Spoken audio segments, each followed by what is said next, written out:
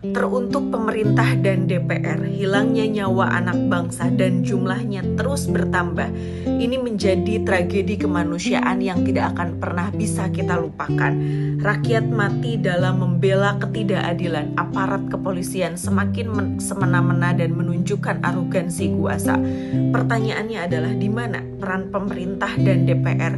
Kalau bukan karena para menteri membuat kebijakan yang serampangan, pemerintah membuat kebijakan yang ugal-ugalan, dan DPR itu tidak bisa mengawasi eksekutif dengan baik dan menghentikan semua kebijakan yang tidak pro rakyat, yang menyengsarakan rakyat, kejadiannya mungkin tidak akan seperti ini.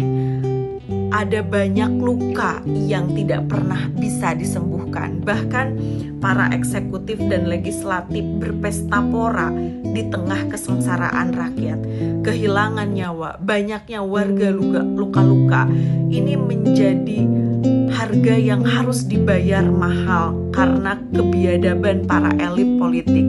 Tuntutan rakyat sebetulnya tidak berat, hadir untuk membela dan memperjuangkan kepentingan rakyat, karena kita datang ke TPS memilih para wakil rakyat, memilih eksekutif.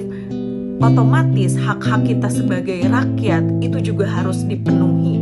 Tapi yang terjadi hari ini, hak-hak kita sebagai warga negara justru malah seringkali terabaikan. Demokrasi yang lahir dari rahim rakyat justru menyisakan kisah pilu, malin kundang demokrasi, berbuat durhaka kepada ibu yang melahirkannya.